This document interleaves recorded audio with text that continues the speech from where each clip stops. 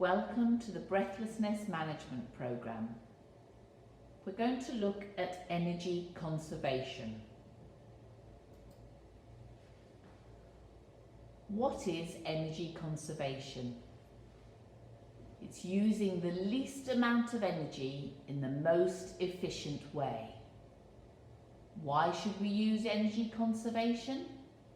It's to enable you to use the energy in the activities that you want to do.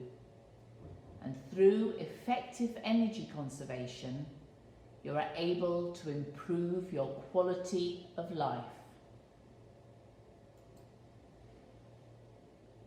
How do we use energy conservation? Energy conservation can be achieved by incorporating different activity techniques into your daily routine.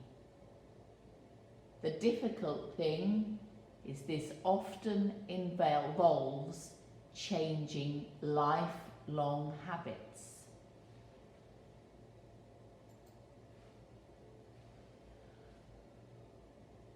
When you're doing something and your breathing changes, it's time to start to analyse what you're doing.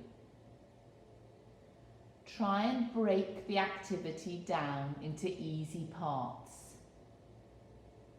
Do a little bit, have a rest. Do a little bit, have a rest. Think, is there an alternative way to participate or to complete the activity? Can you do the same activity sitting down rather than standing up? Consider the use of adaptive or supportive equipment. There's lots of things out there that can make life a little bit easier. Always try to plan ahead. If you know you've got a busy time coming ahead, make sure the day before and the day after you've got a little bit more rest time. It's always important to consider why you are participating in the activity. Sometimes we do things because we've always done them that way. Maybe this is the time to rethink, do I need to do this? Can I get somebody else to do it?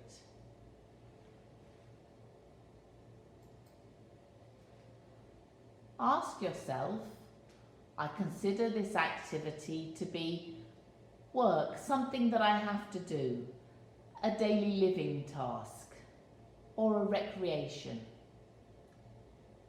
If it's at the top of the list, it's very important that you find the energy to do it. If it's further down the list, it may be better to say, I'm not going to do that. I do this activity because I do it well. I do it above average, I do it poorly, or I do it very poorly. If it's something that I do very poorly, why am I wasting all my energy doing it? Can I get somebody else to do that for me?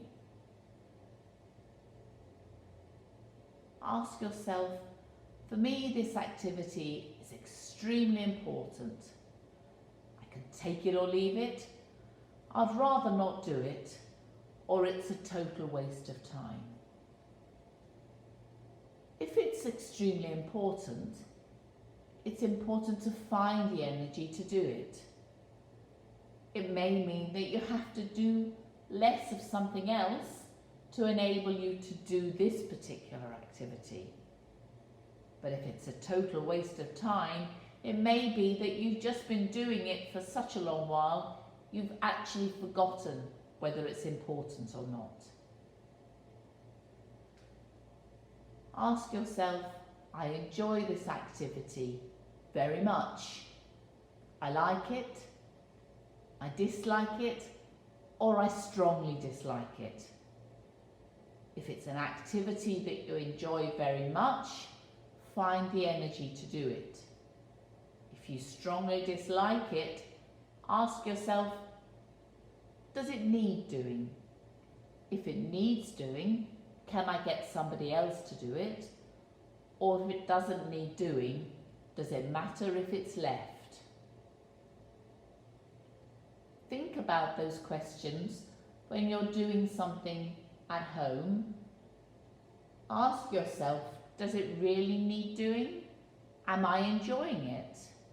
Am I doing it well? Can I leave it, or shall I delegate it to someone else?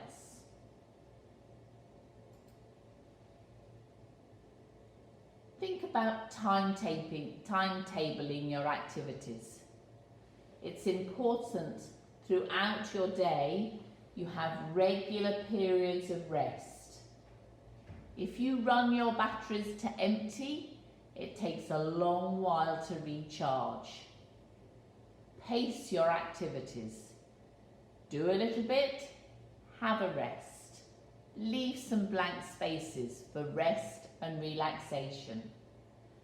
10 minutes good relaxation can be as relaxing and restoring as 20 minutes sleep.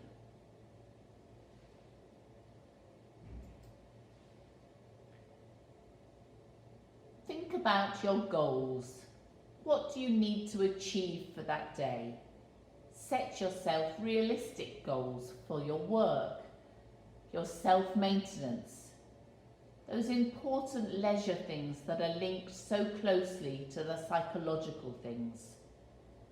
And maybe try a little bit of exercise. Doing a little bit of exercise keeps those muscles toned, which will enable you to keep control of your breathing. And always combine those with some relaxation.